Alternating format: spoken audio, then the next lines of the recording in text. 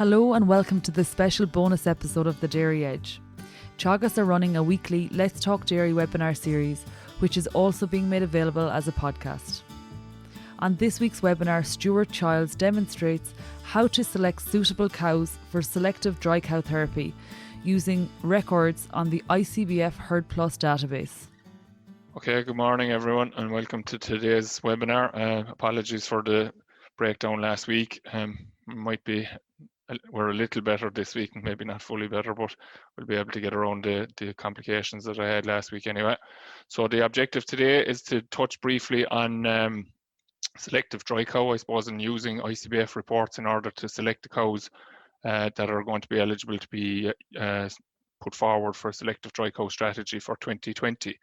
Now, there's different criteria floating around, and I suppose there's a risk that we could confuse people really, but in reality the idea is to be as critical as we can in terms of selecting the cows that we're going to submit for this process. And the rationale that we're applying within Teagasc anyway is that we're going to set the bar low, I suppose, in terms of setting it high, if you can understand what I mean, and you'll see it there in a second when I do the to go through the reports. So the objective is that we're going to try and identify the cows that are as clean as possible throughout the lactation and make a start on them. There are herds, and maybe some of you tuned in have already gone down the selective route already, and you're in a position maybe to push that bar a little bit higher if it's gone well for you, or maybe you're going to have to hit the reset button and try and get have a better crack at it this year. So what I'm just going to do is I'm going to have to stop the video in order to show you the reports, but I'm just going to go through how you break out the cows. We won't be too long on it today. I'm also going to show you then how to record the cows on ICBF in order to make sure that you have good information come that first recording next year when you get the results back from it, that you can check back and see how you've gotten on in terms of your performance with your selective dry cow. So this is an ICBF homepage for a person, and we're just going to show you, in order to find the cows, you're going to go onto your profile, view profiles here, scroll across to milk recording SCC. Okay, so you click on that and it's going to open up the page then in relation to the herd, and this herd is 163 cows in it, and you can see here that with the jumbo number, the lactation number of the cows, obviously the jumbo number being the lowest, is going to mean that the oldest lactation cows are showing up here in a lot of cases. When were they dried last? When did they calve last? Their drying date, and in this case we have a cow here dried off already for some reason. Treatment, if they got it, how many days in milk, numbers of treatments. This is their average cell count for their previous lactation. So for the 2019 lactation, what was the average cell count? What was the average of their current lactation? So in this case, we'll say before this cow was dried off, she had gone through 3 recordings and the average of those was 36. She obviously was dried off on the 1st of July, as we can see here. And as a result, she wasn't submitted for a recording on the 25th of July or in the most recent one on the 19th of September. So you can see there, cows are highlighted in orange down along through it as well. These are obviously cows that are greater than 200,000. And we can see that at the moment, this herd is a 6 recording herd, six times a year recording herd. You can see that we can still see the November recording at the moment. And when the next recording is done, that's going to push off. But you can see the information going back, highlighting the cows back in November that were over 200,000 in that last recording. And then all the other orange spots that you can see there throughout are cows that have had issues with cell count during the course of the year. So it's good, I suppose, from the point of view of identifying them very quickly compared to just looking at the reports that you get out. You'll be able to pick up those cows very readily, and these are cows that aren't going to be eligible for selective dry cow, obviously. Okay, so in order to, I suppose, just to show you the variation that the level of the thresholds that you're going to apply are going to impact on the herd, I'm just going to take an example here of putting the previous lactation to an average cell count of 100. And so just keep an eye on what will happen at the top of the page here on the left, where it says showing 1 to 163 of 163 entries. When I change this, I want to go from 0 to 100. So I don't have to put the 0 into from, I just need to put in the 100 here. So we're going to put in 100 here. You can see that the page changed a little. And as a result of that, we've now gone of setting the bar at 100 for the average of the previous lactation. We've now got 133 out of 163 cows eligible. So obviously that was last year. We're going to do the same for the cell count for 2020, so less than 100 average. And we're now down to 114 cows. So what we're talking about here is trying to distill out the cows that haven't had major cell count problems. And the AHI criteria that you'll use is less than 100 average for the year and no count over 200. So what I'm going to do here is I'm going to input 200 into each of the recordings that have been done in 2020. So for the last 5 recordings, I'm just going to put in 200 here. And you can see that that's going to change. So one of those cows that actually averaged at 100 and 100 for last lactation and the current lactation broached the 200 mark at some point because we've dropped to 113 from 114. If I move on to here and do the same again, we're down another cow. To here, we're down another cow. To here, we're down 2 more cows. And on that March recording, then that brings us to 109 cows. So that's saying that there's 109 cows out of 163 in this herd that on the basis of cell count less than 100 average for last lactation in 2019, 100 for the current lactation to date, 200 then at any one count or any recording during the course of the year would be eligible for to be submitted for selective dry cow. Now, as I said at the outset, we in Teagasc are taking a slightly more stringent approach, and especially where people haven't gone selective before, we're advocating that people will set that bar, that threshold lower to make sure that the chances of cows having had infections being submitted for selective dry cow inadvertently, I suppose, doesn't occur. So I'm going to go and change these now just to show you what impact this is going to have. So the average of the previous lactation from last year for 50 drops us to 73 very quickly, and off the top of my head I think that was maybe 130 or something, 133 I think it was actually on when we had the 100. I'm going to change my 100 for the current lactation to 50 also. That drops us to 75. Oh, sorry, that's wrong. No, that's more like it. Drops us to 30 straight away. So you can see the impact of the change there. Now the 200 is still playing a part here, so I'll just take out the 200 temporarily, just to see what are the total numbers eligible with just the criteria of the 50 for the current lactation and the previous lactation. And it actually still, yeah, it's still staying at 1330. So we're just going to go. So as I said, the more stringent criteria that we're looking to apply is 50 of an average and no count over 100. So I'm just going to put in 100 here. Numbers are staying the same. 100 here. Numbers are still the same. 100 here. Still the same. 100 here. We're after losing a cow there as we've gone along, and 100 in the March recording. And it means that on the basis of the criteria that we're talking about, we have 29 out of 163 cows that we're saying could be considered for drying off using selective dry cow in this herd, okay?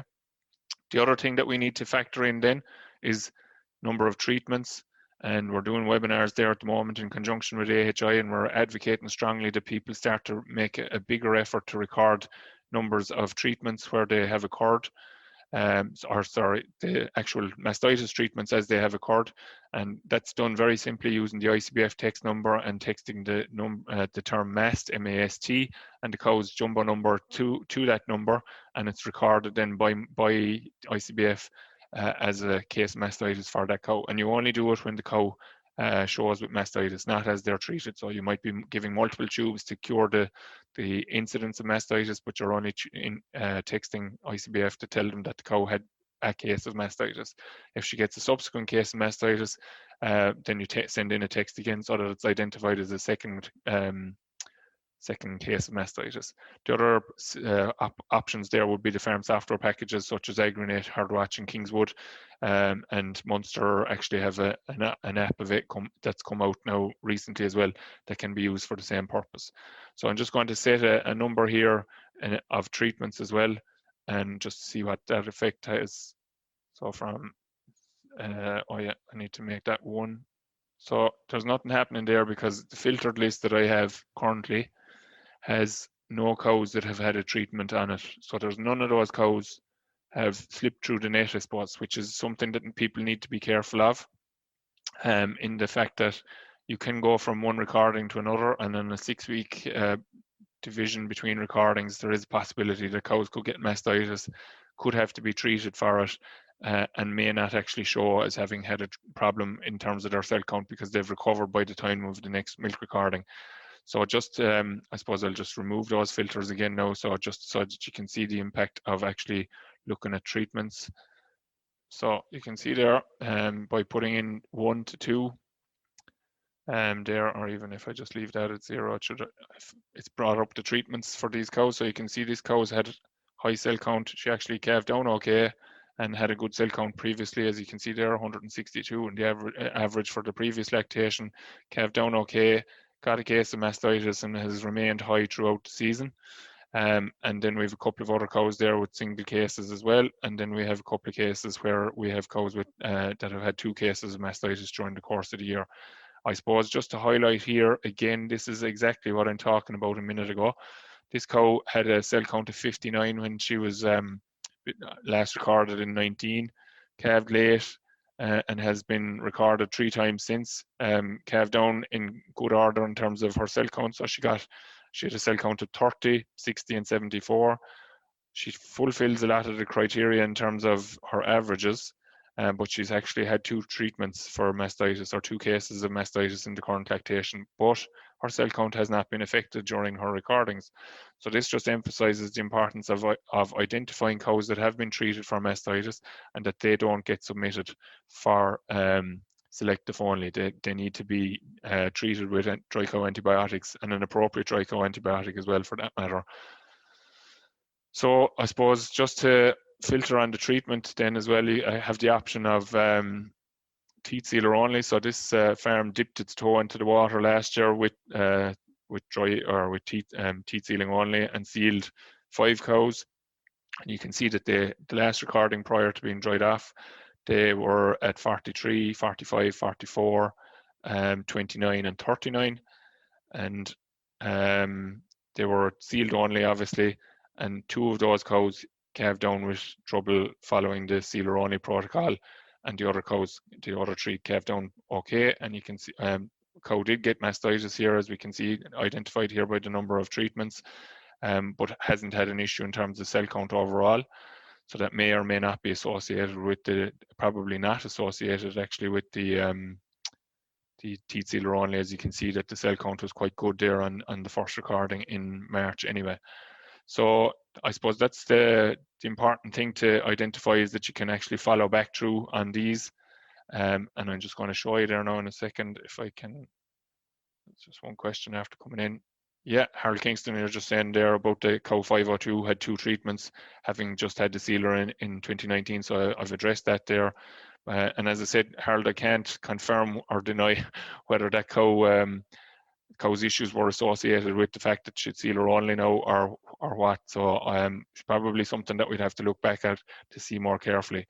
So I'm just going to go to the reports or the record section. So we want to record events. So as I said, it's going to be very important that we record this so that we can show what we've done in terms of the dry off dates and so forth. So this will take a second to populate here now with the 163 entries here. So if we were drying off cows, we'd say we select today's date. You have the 4 options here, as you can see. So we can use dry cow tube and sealer, teat sealer only, or no treatment.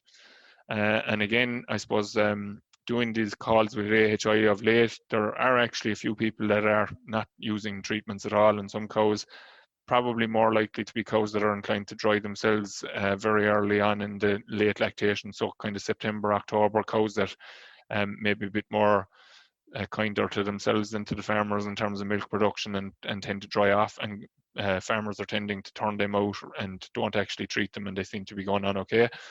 But if we can identify, so that maybe, take for example, this cow is going to get a dry cow tube and sealer, and you just work your way down through your teat sealer only, dry cow tube only. Again, we wouldn't probably be something that we'd be strongly recommending. We would be advocating people to use a sealer ideally, and we'll say no treatment here. And then down here at the bottom corner, we can save the changes, and I'm not going to do it there now because it's going to upset the records for this farm, but that's how we're going to record the information as we go along. So you can dry off your cows, you can fill it, keep your note and come back into your computer. You can do it on the phone possibly as well, just to make a good record, so that we have the information that I've shown you already in terms of going back and viewing that profile then next year. So just to go back to milk recording SEC, we won't save the changes, we're leaving here. And just to highlight the treatment here then, so sealer only is going to bring us back up to these 5 cows here. And as I said, it's just important that we'll be able to do that in February and March of next year when we do the first recording, that we'll be able to identify that we were used teat sealer only on whatever number of cows, and how they've performed in terms of their actual dry cow period then as well. And did the sealer only situation affect cows? So I suppose we would advocate that people would be cautious that they don't do too many in one go in any one year, and as a result then you just kind of find your feet into the process of sealer only. So we have 2 seasons ahead of us in which we can still use dry cow antibiotics, and unfortunately then after that we are going to be down the route of where we're going to be having to prove the requirement for antibiotic tubes for cows that need them. So that's pretty much it for today, folks. I suppose I just wanted to go through that. We haven't any questions coming in. As I said, a quick run through on the process of selecting the records, and next week we're going to be coming from Johnstown Castle, where we're going to look at the winter milk herd. We hope you can join us next week, same time, and we'll talk to you then. Everyone stay safe in the meantime, and try and maintain social distance and so forth until we try and get on top of COVID. So thanks very much. Bye for now. That's all for this week's Let's Talk Dairy webinar series, and don't forget to look out for more bonus episodes each week.